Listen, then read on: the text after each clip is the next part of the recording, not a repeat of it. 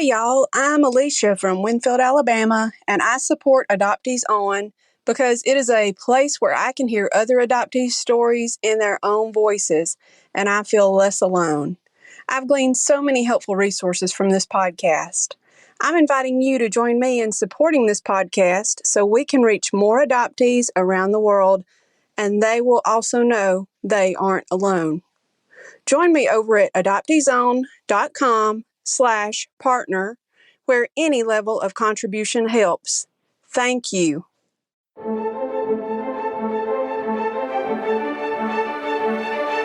You're listening to Adoptees On, the podcast where adoptees discuss the adoption experience. This is episode 189, Tiana Nobile. I'm your host, Haley Radke.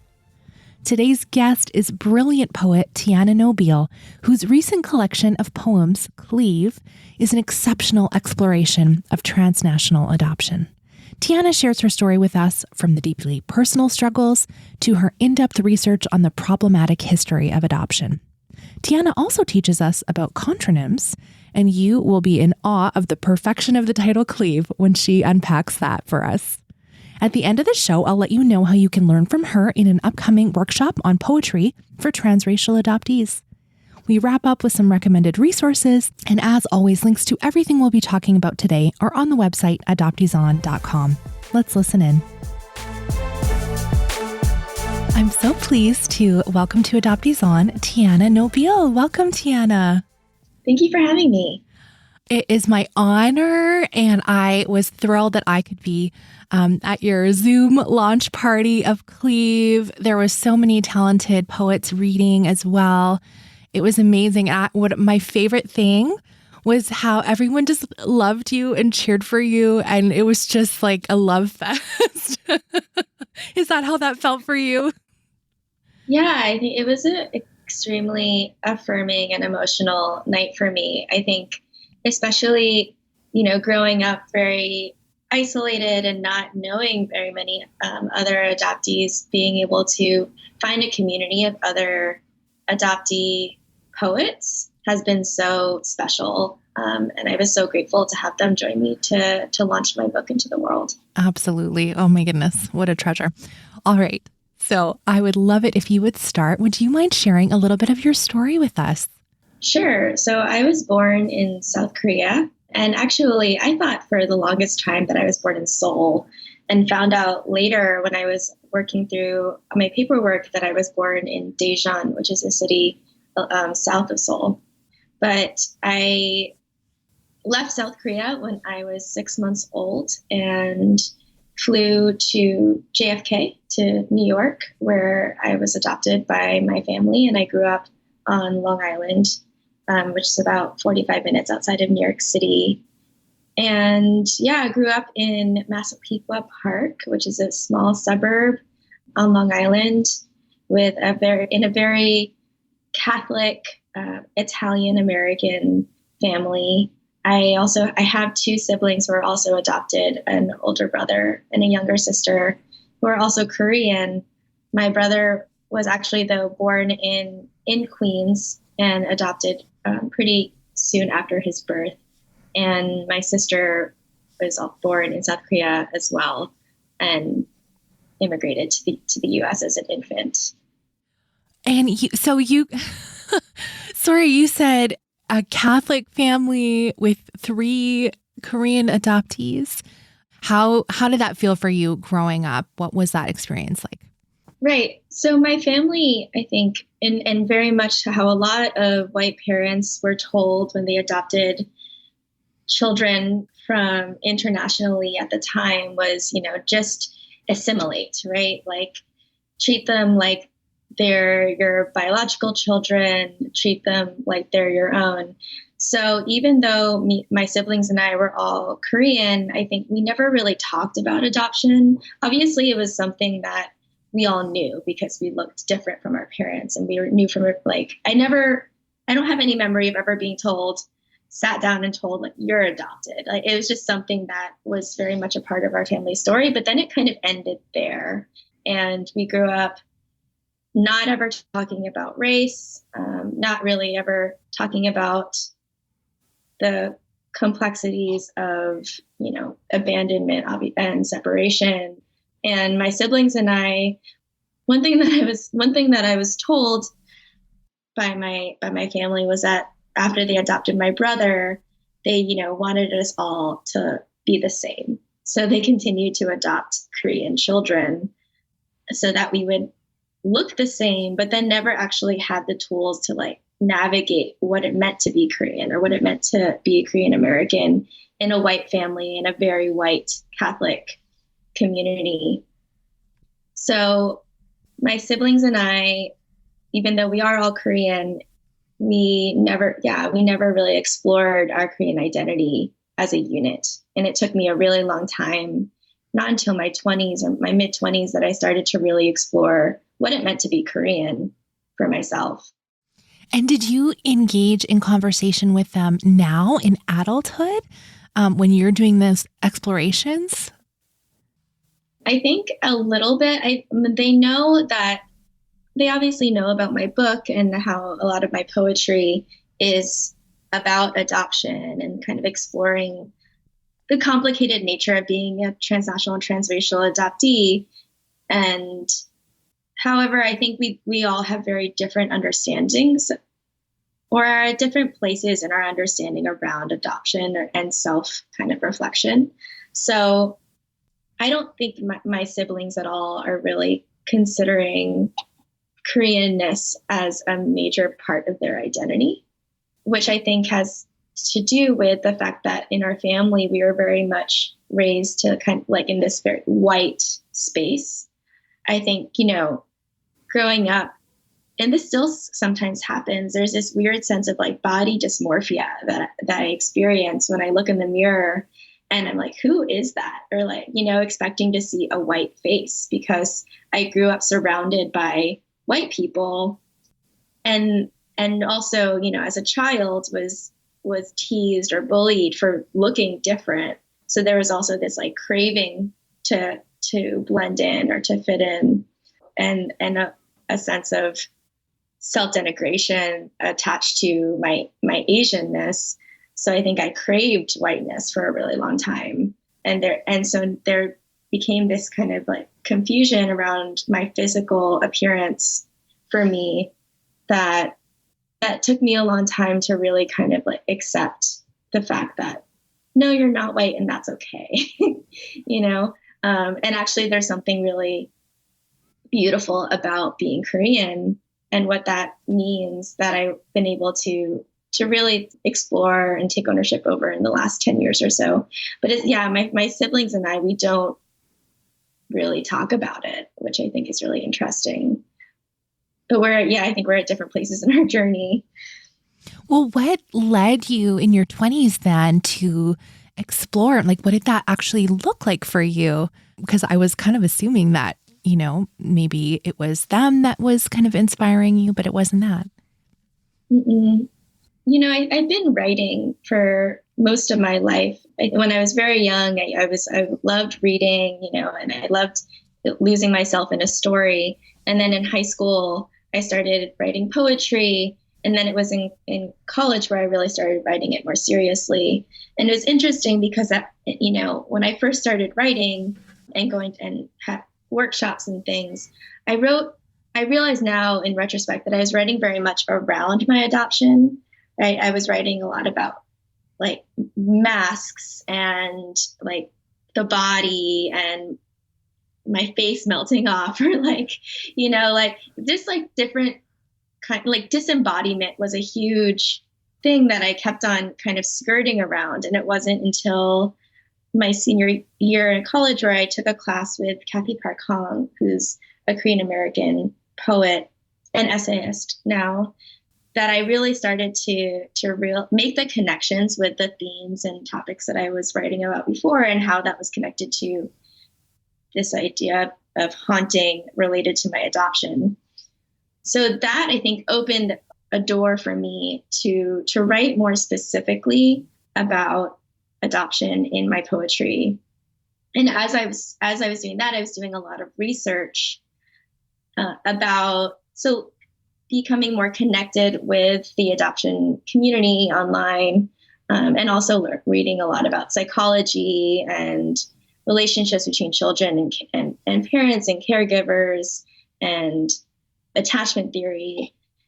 And alongside that, I also was then being opening myself more up to Korea as a place that I think before Korea was a place that rejected me. So in my response, I was like, well, I'm going to reject it. I don't want to have anything to do with that place. And then as I got older, I started to really think about the nuances of that, right? How it's not that simple. And I can acknowledge and feel sorrow and rage about my abandonment and displacement. And I can also, connect to a long line of history and culture and resistance in Korea that I didn't know about before. So all of this was happening kind of simultaneously. And I was also started a birth family search. So I think writing and research and learning more about Korea and biological family, all this was happening at the same time. So it really opened up a lot for me. I'm sure. That sounds like a lot. Identity exploration is a whole thing for adoptees. Plus, you have the transracial, transnational piece. And you mentioned exploring this feeling of disembodiment. And I'm wondering if you're comfortable talking about this. This comes out a little bit in Cleave. I'm wondering if you're comfortable talking about hair pulling. There was a photograph that I found of myself when I was 11 or 12 years old. And in it, there's just a massive bald spot in the kind of front part of my head. And when I saw it as an adult, I was kind of confounded that none of the other adults in my family were like, what's going on here? Or are you okay? Right? I think I was also a nail biter. So I acquired these kind of compulsions, I think, to help try to manage my anxiety, or now I'm, through therapy am able to articulate exactly what was going on in my little child brain around, I don't understand what I'm doing here. Right. And feeling loved, but also feeling confused about what happened. Where did I come from? And not in my family, even like I mentioned, I felt very loved by my family. However, there wasn't space to talk about complicated feelings. It was very Catholic, very repressed. I went to Catholic schools my whole life until college. And I think I just really absorbed this sense of guilt and shame and fear of sin. And that coupled with my adoption that I wasn't processing, but was definitely carrying. And I think the way that I was able to embody literally all of those confusing emotions was by taking it out on my own body, whether it be tearing my nails off or pulling my hair. I'm just feeling for little girl Tiana, because we don't know what's happening. And I'm so glad you're able to process that now. And when you share that in Cleave, I thought, oh, that's so brave. It's one of those things sharing our pain. It gives other people permission to be like, oh yeah, okay, it's not just me. There's this, I don't know, the validation. I feel like it's so important for us. So you mentioned doing a birth search, and I've, talked to a lot of adoptees about searching. There's a whole nother layer when you're looking in a different country and you're in the States and you're like, how do I get my stuff? I don't even know. How did that start for you? Did you have other people kind of guiding you? What was that like? So ever since I was a child, I knew that my father had this file in his home office that had my name on it. And in it was just a stack of paperwork that was all about my adoption. And as a young child, I would every so often go in and just pull it out and kind of, page through it it was the closest I could get to an origin story, right? It was this paperwork. And at the same time, like I mentioned, there was a lot of like shame and confusion around that whole transaction. For most of my adolescence, then I really rejected Korea and didn't want to have anything to do with it. I remember a friend from college once recently reminded me that I was like, when she asked me if I ever would go back or was curious about it, I was like, oh no, definitely not. But then, I think as I continued to write more and explore more, I revisited the file with a new lens and started to read it more closely and more critically.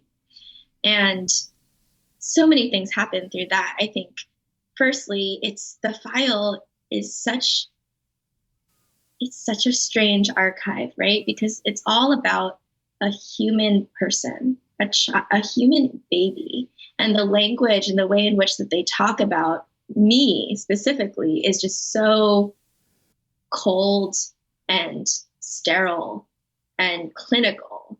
And I was kind of struck by how unfeeling such documents could be when literally talking about a person. And in my book, I incorporate some of that language in throughout my poems, just to try to give, or to try to insert a sense of humanity and feeling and emotion into documents that are so bereft of that. I really liked how you even included redaction marks, because that's what so many of us, our paperwork looks like. This is a giant black strike through, like, someone can know this, but not me. Someone can know this information, just not me. Exactly right. And I was just trying to call attention to the fact that there's just so much erasure that's happening, not only on a piece of paper, but literally in our lives and our bodies and our brains. That is just something that I feel like a lot of us adoptees are just like pulling for, and it's just so difficult to reach. So yeah, that being said, as I was looking through the papers, I think it just sparked me to initiate a search, which ended up being such a very long, drawn-out process. I'm reading Palimpsest, and it's interesting to read about her process because and how many different people she had to speak to and what emails, and it's very similar for me. Like, I reached out to Easton Social Welfare Society, which was the adoption agency in Korea, and I don't think they ever replied to me. Maybe they did once, and they directed me to reach out to the domestic agency, and I did that, and there was a back and forth there for a long time. And then I connected with Goal, which is a adoptee-run nonprofit based in Seoul, and they do a lot of advocacy and support for adoptees. But we ultimately hit a wall, and they were like, "There's nothing else that we can do for you."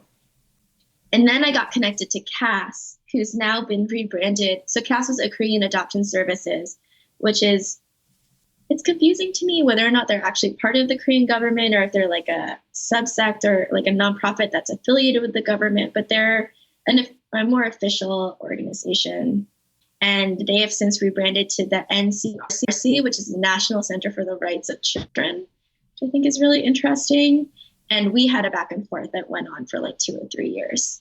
So it's just such a convoluted process, particularly internationally, because there's such a lack of communication, and it's like they send you down one rabbit hole, and then eventually those two rabbit holes meet each other, and you're going back up another tunnel.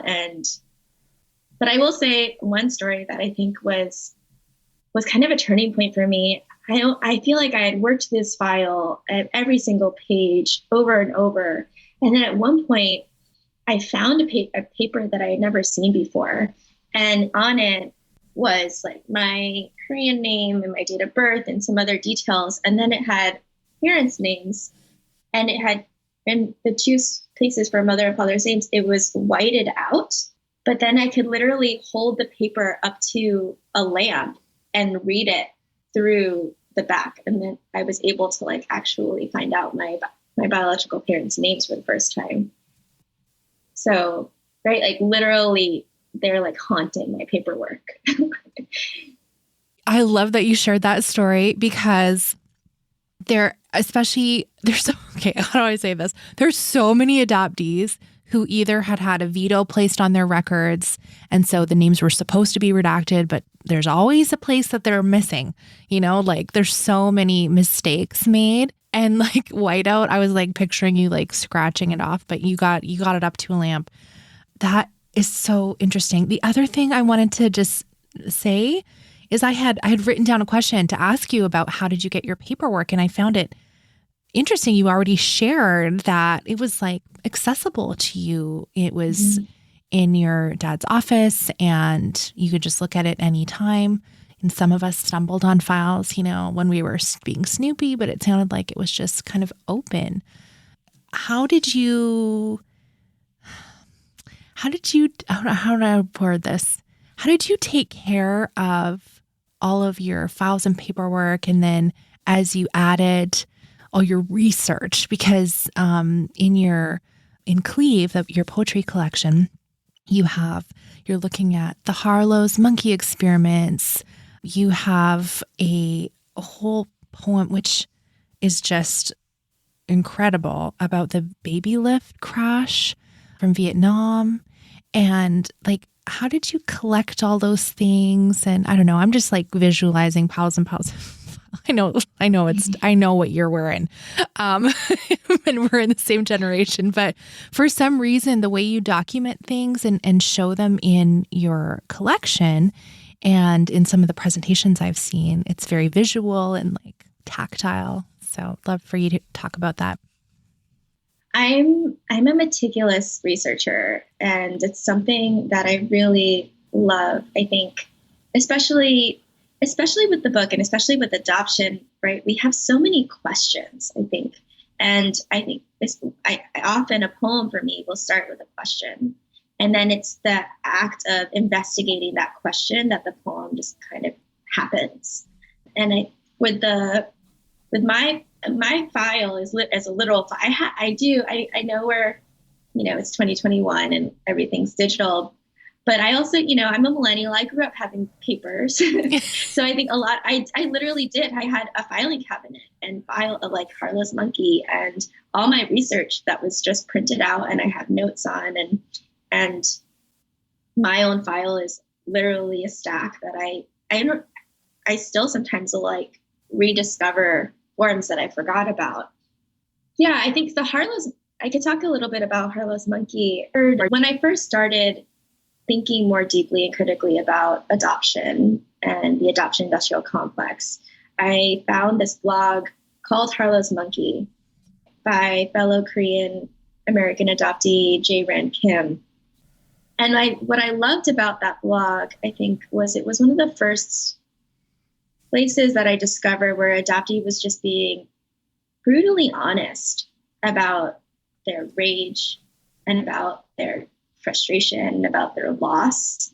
And I just had never heard an adoptee articulate that before. And I felt so appreciative to hear because, we're at least I was kind of brought up with this mentality of like gratitude, right? And there wasn't space for us to feel anything other than that. So to hear other adoptees articulate more complicated feelings around it was a breakthrough for me. And then also, so the blog is called Harlow's Monkey after this series of experiments that were done in the 50s by the social psychologist Harlow. So after I found that blog, I was like, who's this? Who's this guy? Like, what did he do? And that kind of set me down another wormhole. But it was so fascinating, his work. So he was a social psychologist who studied the relationship between caregivers and infants. And he did this work primarily with rhesus monkeys, where he separated them from their biological mothers and presented them with one of two surrogate mothers. This is his most famous experiment, but one made of cloth and one made of wire. And then he studied how that impacted their psychological development and social ability. And the ones that had cloth mothers were much more well adapted and social and felt safe, interacting with each other. Whereas the ones with wire mothers that weren't getting any nurturing or any sense of comfort were very withdrawn and anxious, socially anxious.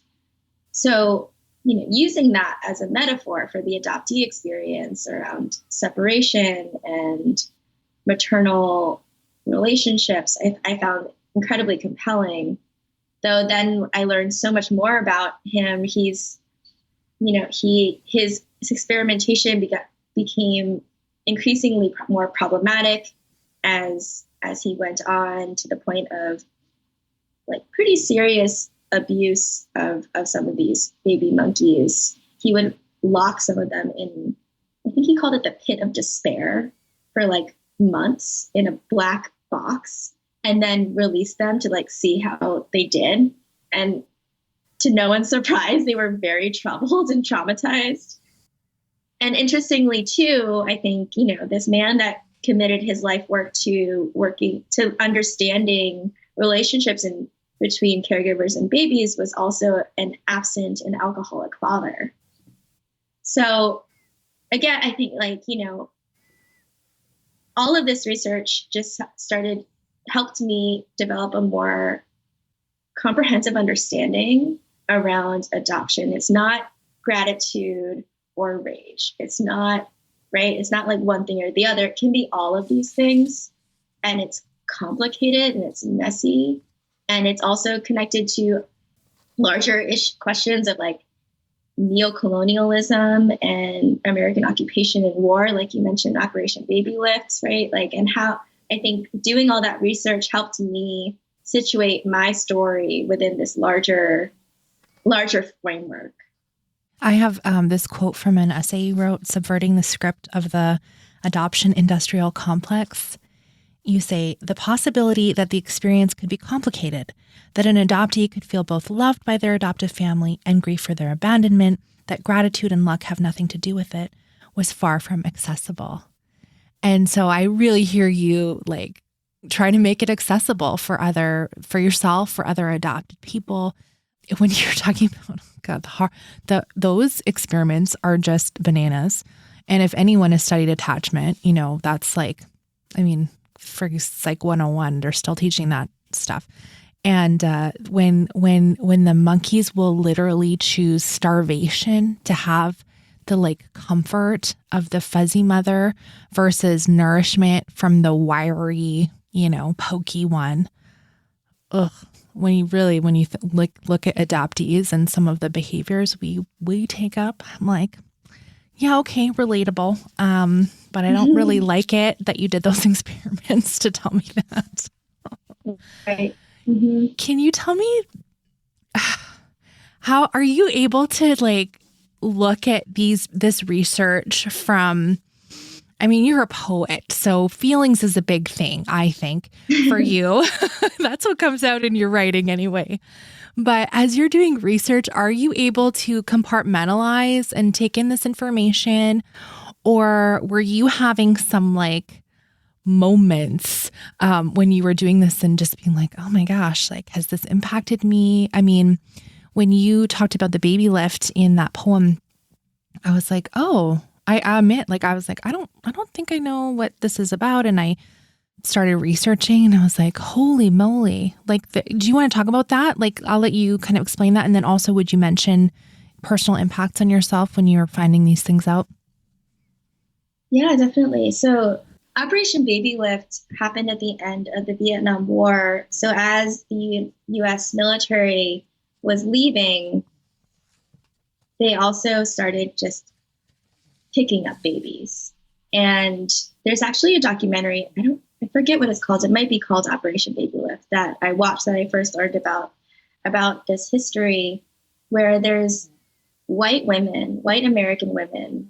I think they're from Catholic Charities or they're from some missionary, and they're trying to convince Vietnamese mothers to give them their children with promises of they'll have a better life, you can't take care of them, right? Like, and obviously, you know, as a mother, I can't imagine like the world around you is crumbling. Like you're coming out of this brutal war. Who knows what's going to happen in the future? And there's this woman telling you that your kid can have a better life. Like, and it's like, I need to take them right now. Also, a lot of these women were promised that they would reunite with their children later in the United States. And that never happened, as for a single one of them, as far as I know. In the documentary, one of the children, who's now an adult, goes back to Vietnam to meet her biological family. So, yeah, they just corralled children and put them on planes and took them away.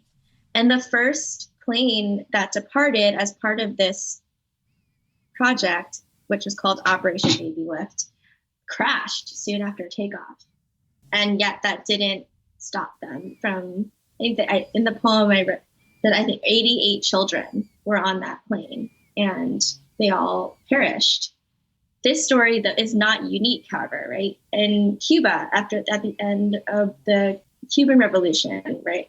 Operation Peter Pan, where they took Cuban children and brought them to the United States with the same kind of promises and ideas. So when Americans in particular are involved in situations of warfare and occupation, there's a pattern where after they destroy a country, right, they basically are like, okay, well, sorry, and we're going to take your kids. We see that too. There was a recent story in the news about the mass grave of children that was found at the residential school in Canada. Mm-hmm. The children as young as 3 years old were found there. And these children, right, that's something that happened in Canada, in the United States, in Australia, like all around the world, where Indigenous children were forced to attend these residential schools, taken from their families, in some cases given up for adoption, in some cases just forced to live at these boarding schools, and were punished for speaking their native language, were punished for practicing any native traditions, in order to just erase their cultural ethnic heritage, and to the point of literal mass murder, right? So this is genocide, right? And I think the idea of what happens transnationally and transracial adoption, taking children is the way to eliminate a culture, to whitewash them, transport them into white spaces, into Western families, is how you remove a generation. So I think, yeah, it's enraging. Learning about all of this is just, it made me so angry. And I think it helped me understand all of the parts of the white supremacist machine, neocolonial machine that's at work that makes this happen. And I can feel loved by my family, and I can feel supported. And it's happening within this network, right? That doesn't care about me. Thank you for mentioning those things and, calling them what it is. Let's say it, genocide. And the other thing I find really perplexing, and I'll move on. Listen, I'm very pro family preservation, but is that the United States has taken to adopting out its own children internationally as well. I didn't know that. Oh yes. And it's mostly Black children, because we can go down the rabbit trail. It's horrendous, but when you look at for-profit adoption and the prices for adoption and white healthy infants versus Black children, they're often cost less, and it's disgusting. So yeah, I have trouble talking about it because it's so problematic. It's horrible. And that practice, right, has its roots in slavery, in the separation of families and the displacement of families. It's horrific. That's horrific. Mm-hmm. It is indeed. And instead of like creating opportunities and support systems and resources, right, for families to be able to stay together. So like the women in Operation Baby Lift, like many Korean mothers, I've heard so many stories of Korean mothers that were talked out of keeping their children. Mm-hmm. So why is that the pathway instead of finding ways to support mothers and families from staying together? And again, the profit piece too, right? Capitalism is also mucking up this whole situation. Mm-hmm. I think like the piece here that as adoptees, I really feel like if you're like hearing some of these things for the first time, if Tiana's saying some things or I'm saying some things and you're like, really? Like you need to know these things. As an adopted person, we were a part of the system, however our adoptions occurred. And I think it's really important to educate ourselves, even if we're not the meticulous researchers that Tiana is. It's very important. I really believe that. And even if you're not going to, use it to become an activist of some kind, which, I'm all for that. You should be. But even if you don't think you're going to be. Anyway, thank you for sharing those things. They're hard things. They're true. So it's important for us to talk about, even if it makes us uncomfortable, because it does. It's there's deep wounds there. And I feel for our fellow adoptees who've experienced that pain and the biological families and the losses they've experienced.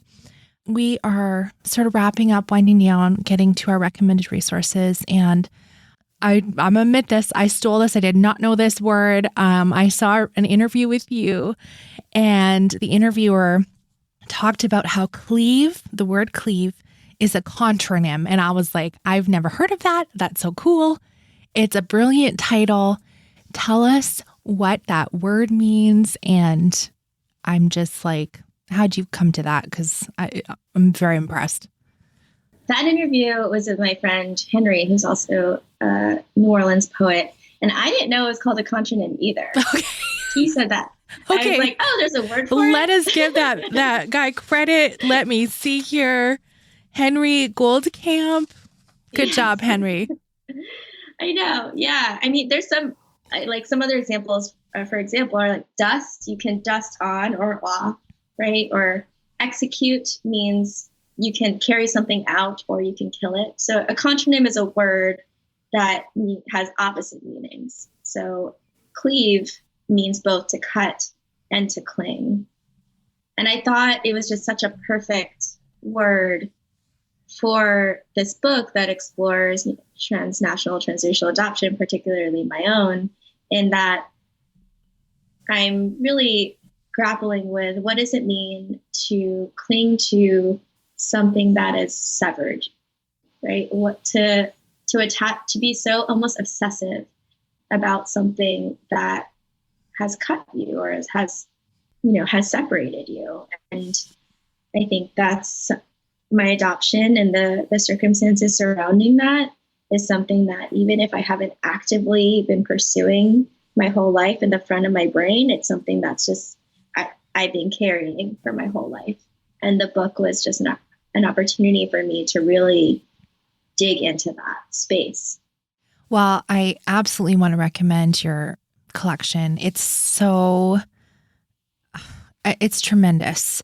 I loved it. You share personal struggles, as I mentioned earlier, this lens of research that you bring in. Like I learned things that I didn't know. And trust me, I talk about adoption every day, all day. Apparently that's my job now. I don't know how that happened. your, thoughts on Korea, your mastery of language, Tiana, my goodness, I can just tell. I mean, I know you've got a couple master's degrees. You are just an incredible poet. I've seen the grants and awards that you've received, but it's just really tremendous. And I just highly recommend it. The other thing I want to mention, I just found, and I didn't realize that you had another, a chapbook. And again, this brilliance, this is called Spirit of the Staircase. And can you explain that phrase to us? Because I thought, oh man, just like it's so beautiful. Spirit of the Staircase comes from a French idiom that refers to the moment when somebody says something to you that might be upsetting or insulting or even just shocking. And in the moment, you just you don't know what to say. And as you're walking away, you're overcome by the spirit of the staircase. Whereas as you're walking away, you have that perfect comeback or that perfect retort, but it's delayed, right? So that's the idea. Mm-hmm. I'm sorry to say this. My husband and I have been rewatching Seinfeld for all the problems it has. There's a whole episode on this. Oh, really? Where George gets made fun of in a meeting. And then he thinks, oh my gosh, I should have said, the jerk store called and they're running out of you. And so this whole episode is him crafting ways for him to have that moment and literally live it out. But I love this in the spirit of, I don't know how to say this. There's so many conversations about adoption, and you probably didn't even mean it this way, but this is sort of the trail I took it down, that later I'm like, oh, I wish I would have told them this, or I wish I would have said this. And especially when it comes to changing the narrative, the traditional adoption narrative, that's saviorism, et cetera. And I feel like you're obviously working towards doing that, whether on purpose or not. It seems like it's on purpose. So anyway, thank you for sharing that little, I don't know, the idiom. It's just really, really amazing that you called the chapbook that. I was curious, would you be willing to read something from Cleave for us? Yeah, I'd love to. I thought I'd read the last poem in the book. So in many ways, I think this book was a way for me to tell my story on my own terms. And as an adoptee, right, there's so much about my origin that is just a mystery. And this poem was a way for me to just create my own mythic origin story, to imagine what it could look like. Revisionist History. The weather in Seoul in October is bright and balmy. All the hospital beds are full, and women with thick arms and bent knees, feet in the stirrups, scream in an echoing symphony. A woman with small ankles can't see beyond her bloated stomach. She keeps her eyes shut as forceps dig, doctor's hands twisting between her legs like a corkscrew pulling out the plug. It's been a busy morning, and between heaving breaths she wonders, how much longer? First the head, then the shriveled body, bright as a small sun. For the first time in her life, she sighs and means it. That's how it happens in my fantasy. The movie I watch on repeat, reimagined myth of my birth, no. I emerge from sea foam, flapping my tail fins in the Pacific froth. I washed ashore encased in a mermaid purse, crawled on all fours and learned the power of breath. No. I was stardust, an accumulation of space matter falling to earth in tiny pieces. I'm still gathering my limbs. They're scattered all over the planet. None of that is true. I was born in the airport, propelled through the gaping mouth of sliding glass doors. My father's second cousin ferried me down the stairs, my mouth bubbling with Korean consonants, eyes still wary of sight. In the video recording of my arrival, the airport light burns everything so yellow, it's purple. My grandfather's cheeks behind his glasses glow like round speckled eggs. I've watched the video so many times it's etched like a scar. I can feel my mother's yellow tears fall purple on my cheek. My father tucks his upper lip inside his tongue. Years later, I will learn why he does this. searching for words when the mouth is lacking, soft tears cradled in the pockets of his open eyes. What's the difference between memory told and memory burned? I was born in the womb of a stranger, my face a reflection of somebody else's shadow. If I told you that I missed you, would you believe me? Would I? Thank you. It's stunning. I wrote a review on Goodreads, just a short one. But I wrote poems to savor, and I absolutely think that's so true. And this one I have, look at how many book darts. There's several. Thank you. I don't like to write in my books, but I love a book dart. Okay, there you go. Cleave, you have to get it. It's phenomenal. What would you like to recommend to us today, Tiana? I just read Surviving the White Gaze by Rebecca Carroll, and what a brilliant book. Have you read it? Yes. No, because it may be a book choice selection for my book club later. So I try and read them a little closer, but I have it. It's here. I have skimmed a few things here and there, but I've heard wonderful things. I also have an adoptee book club. My adoptee poet sisters and this is the book that we just read.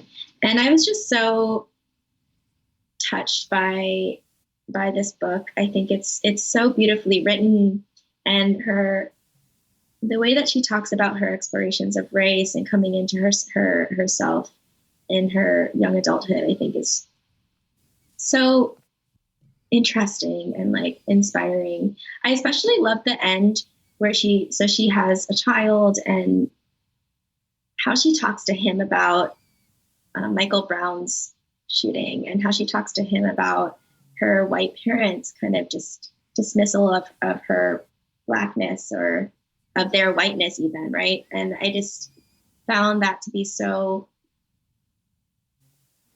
found it just to be so inspiring in things like, I don't have children, but it really made me think about like, how am I going to talk to my children about race, about identity, being a person of color in a white family? And I felt like she had a really great kind of model for that. Oh, I appreciate you sharing that. And my co-host for my Patreon podcast, where we talk about books and other such things, she read it and she was just talking about it. We were just recording about it yesterday. And, she mentioned that Rebecca Carroll's first mother is white and her first father is Black. And so even though Rebecca had this experience of connecting with her first mother, again, that still was with a white woman. And so I'm sure her insights are so helpful, especially for folks like yourself who were raised by white parents and didn't have that full experience of mirrors, etc., when you were growing up. So thank you for sharing that. It's just been such an honor talking to you. I'm so thankful that you shared your story with us and your time with us and wisdom. Where can we find out more events to come and more work, and where can we connect with you online? My website is tiananobile.com, and you can also follow me on Twitter and Instagram at TIANANOB. Perfect. Thank you so much. As I mentioned at the top of the show, Tiana is leading a poetry workshop for transracial adoptees at Hugo House with Leah Silvius in November. And you can find out how to register for that at tiananobile.com/events. And if you're listening to this in the future and that's already passed, I'm sure Tiana will have other opportunities there for you. I am so thankful for my Patreon supporters, and you heard a little clip of one of my dear supporters at the beginning of the podcast, and that's to encourage you to join us on Patreon. I know it's not an option for everyone, and I always have the main feed show free, absolutely, as a resource for the community. But the show costs money to make, and so I'm so grateful to supporters to fund the show, and that's literally how the show keeps going. So if you want to join us, I have some thank yous for you. There's a whole other podcast every single week called Adoptees Off Script over on Patreon. And if you want to join us, it's adopteeson.com/partner. And we are in the middle of reading Trumpet by Jackie Kay for our September book club, and we have the live recording for that coming up right away at the beginning of October. And we're reading a couple other adoptee authored books this year. Those gatherings are so fun. I'm just so thrilled about the community building that's happening there. We would love to have you join us. adopteeson.com/partner. Thank you so much for listening. Let's talk again next Friday.